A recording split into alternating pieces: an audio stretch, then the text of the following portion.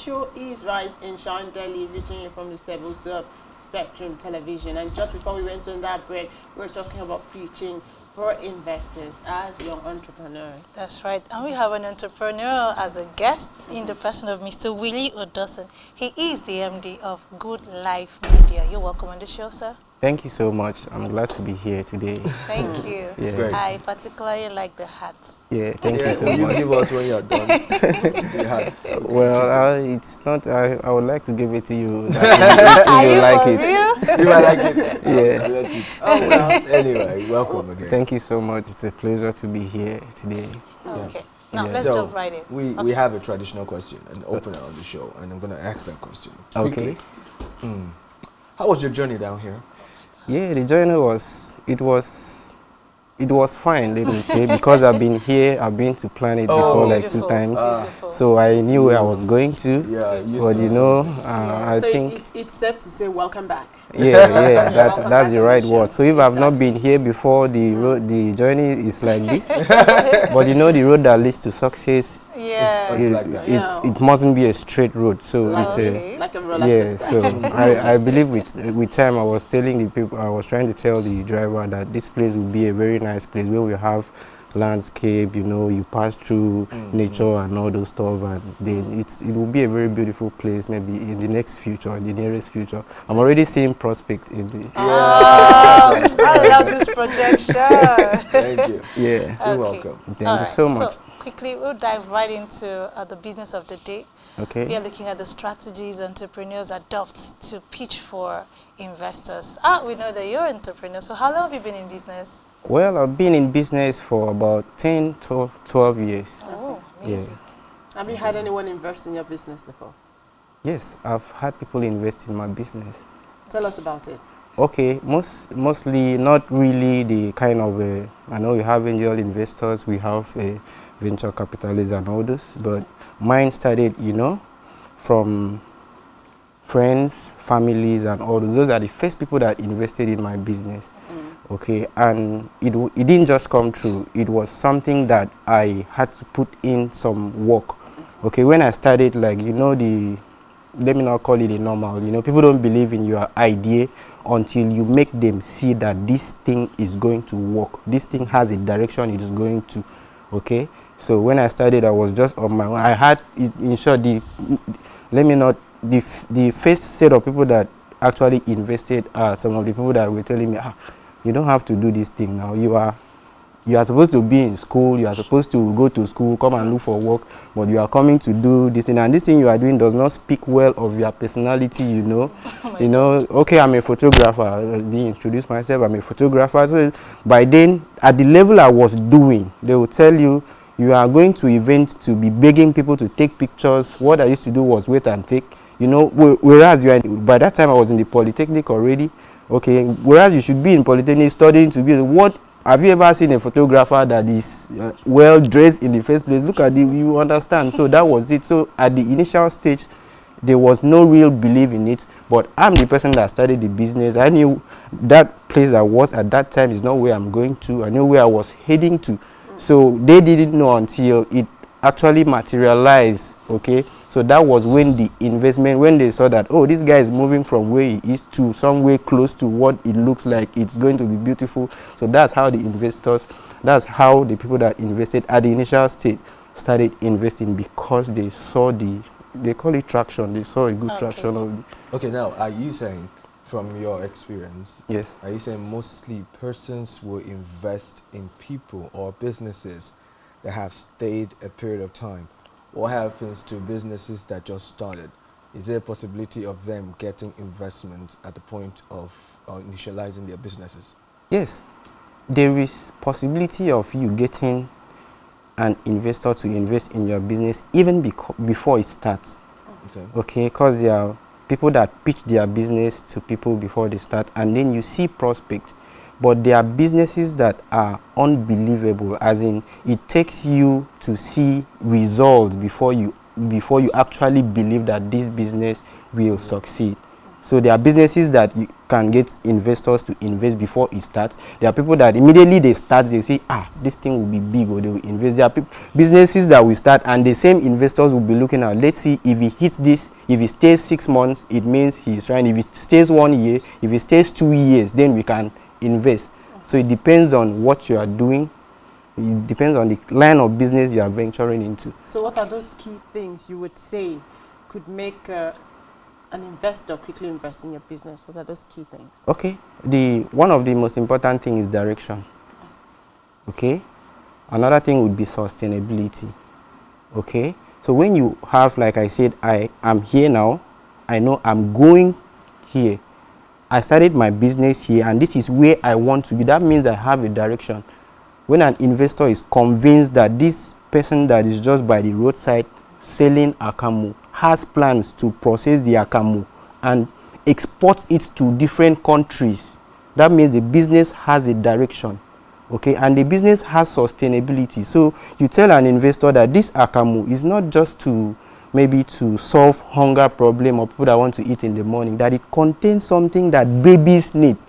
That's sustainability. It means that every child that will be born will need to take this particular akamu because it has something, you know. You see that it is sustainable. You know, there are businesses that starts up and maybe in the next 6 months is no more sustainable. It's just like maybe someone coming out to sell landlines now. You know, it's the business that can fade off. So there are businesses that will be needed. Sustainability. You have a direction, you are sustainable, and then the person that is running the business has maybe integrity.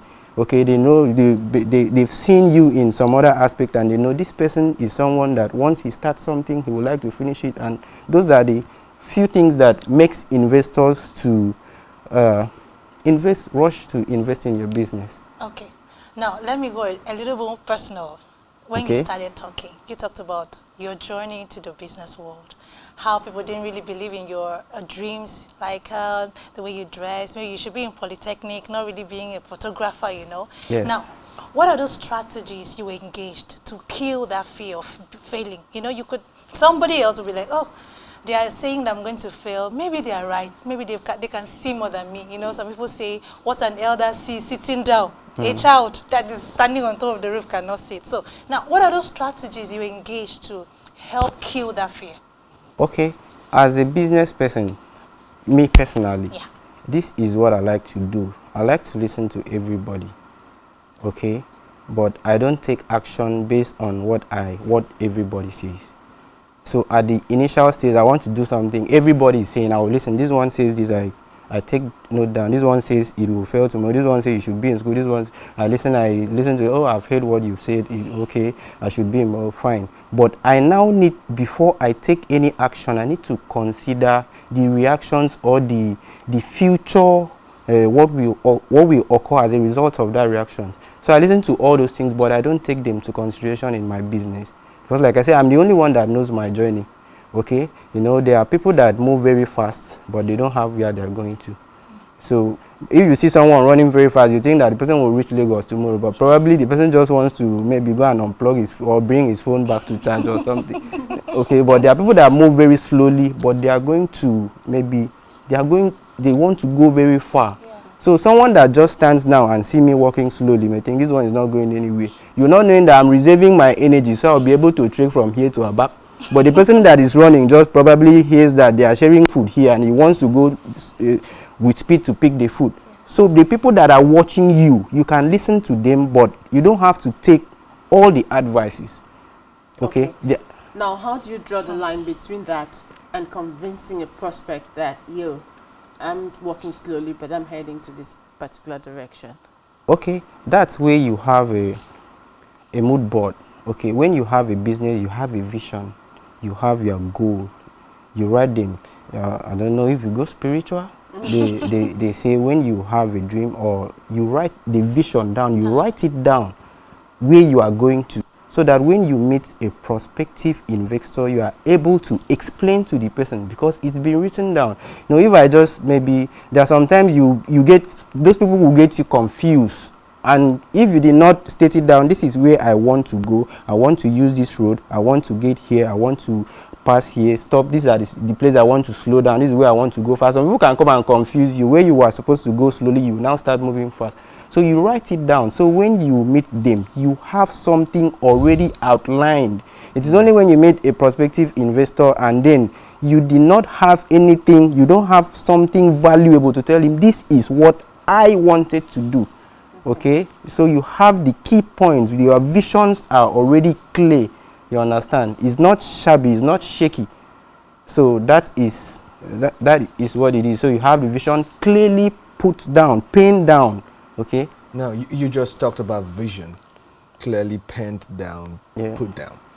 Does that in any way have anything to do directly or indirectly with a business plan? Yes.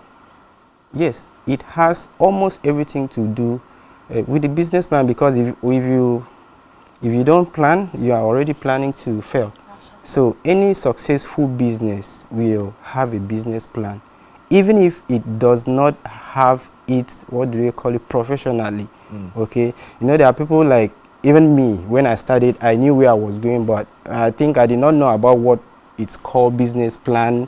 How do I put it originally? But I knew I had everything. Even me, I had the vision, I had everything, I had the dreams, I know where I was going to.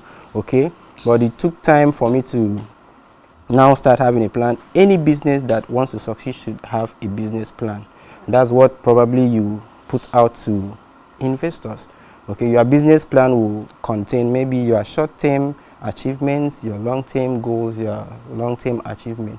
So everything is embedded in the let me business ask plan. you this: what are those things? What are those things you feel some entrepreneurs do not do right? What are those mistakes you feel they make in pitching their businesses? Okay, one of the greatest mistakes they do is to try to over-impress an investor. Let's take, for instance, before I will become an investor, I've probably done several businesses to make the money I have to invest, right? Yeah. So I know how businesses operate. I know a business that will be successful. It's just like, let's come back to the real world scenario, being an SS3 student. An investor is an SS3 student, while the person that needs funds to invest in his business is a JS1 student.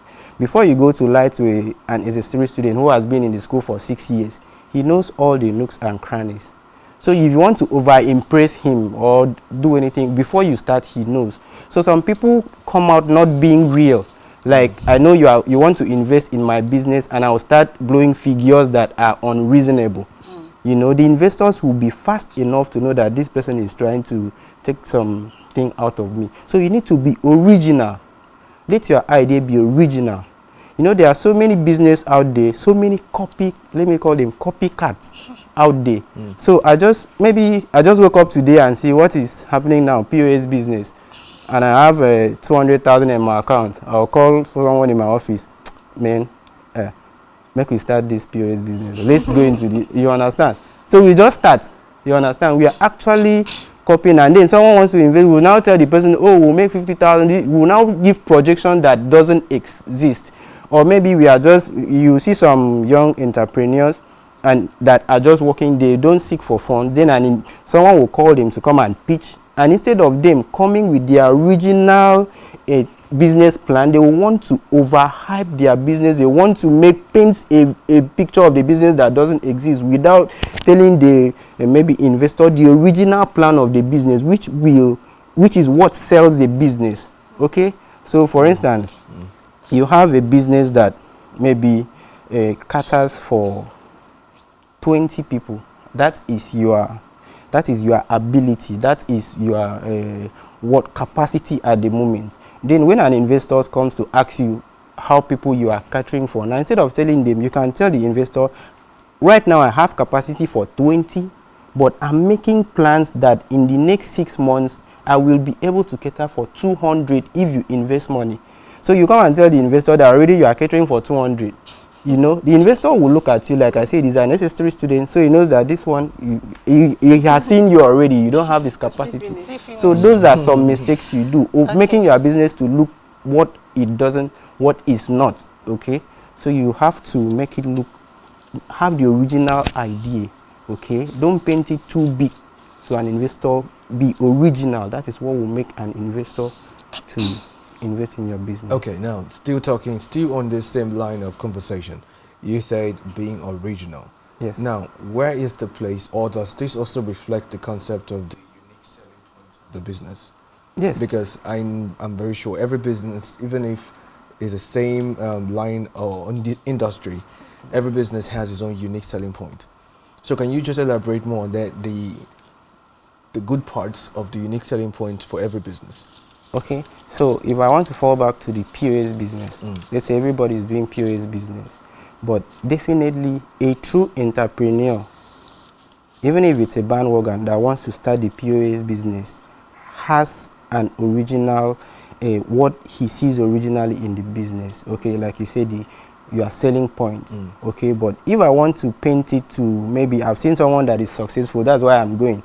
So when they now ask me why am I starting, instead of telling the person why I'm starting, I'm now using another person's selling point. Okay, there's a business I would like to, I would like to talk about. Like there's this franchise that sells chicken, and they have a special spice they use for their chicken. So if I'm starting to sell chicken too, I should have my reason to why I'm selling it. If I go and pick that person's selling points and use it, an investor, instead of investing in me, will want, by the time you start listing it, remember those people, they've analyzed so many businesses, so by the time you start, they know, this looks like this person's business. Instead of investing in you, that you are the young entrepreneur, they will go back to the big business and say, this is the business that this person pitched to us, let's go back, because that person is big already. So if you don't have your own, like you said, the selling points, your own personal message, your own personal why, as in the why that you are doing your own business. Even if you are selling clothes together, I'm selling clothes, you are selling clothes, I have a reason why I started selling these clothes, and my own reason is not the same as yours. Yours could be because you have friends, or maybe you have friends that need clothes at the moment. Mine could be a very different thing because I have passion to sew clothes. You understand? So my own why is maybe different from your own why. So those are the things the investors will look at. So if my own why is strong enough, they will go for me. You understand? Yes. So every entrepreneur should have that very the why you are doing it, and that why should be strong enough to convince that investor. Okay, let me take you on this path now. Would you support partnership in business? Because aside from investing, having people to invest, there's another part of it which could be partnership. Would you advise entrepreneurs to go into partnerships?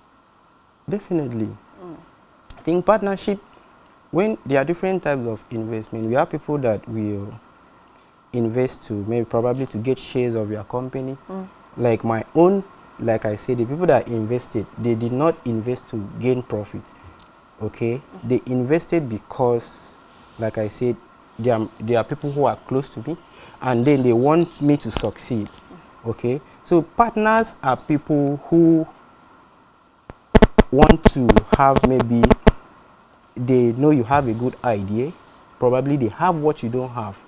That's why they will come to partner with you. If you see such people, it is the best option for you to partner, because a partner is someone that has something you don't have. True. So if you go, when I started business, I was running away from partnership. I didn't know I was running away from being huge. Because you can start a business, you don't, yes, I was scared of, if I bring in this person, the person will come and steal my idea and all those stuff. I was scared of all those little things. I didn't even know that I'm starting a business. There are people who have what I don't have. Probably they have the market, I have the skill. So if we come together, he brings the market, I bring the skill, we make more profit, we make more income. Okay, for instance, okay, this person has more money and I have the idea. I don't even have money to start the idea how it should be.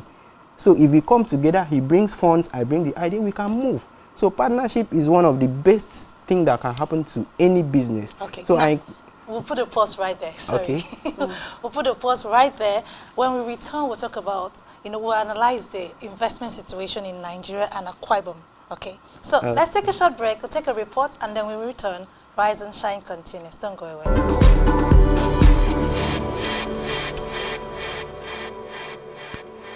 You're welcome back on the show. It's still Rise and Shine, and this is a segment that you really need to listen to. You can follow our social media handles at SpectrumTv.ng. Yes, we're back in the studio. All right, just before we went on that break, we talked about partnership, and you're of the opinion that it's a good idea.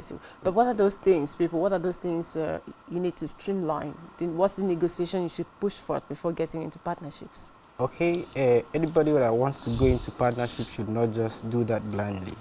Okay, you know, one of the fears, like I said, you'll be scared that someone will come and take your business away. Yeah. So you should have a, if someone asks you, probably someone wants to partner with you, you need to put pen to paper, do paperwork. What type of partnership do you want?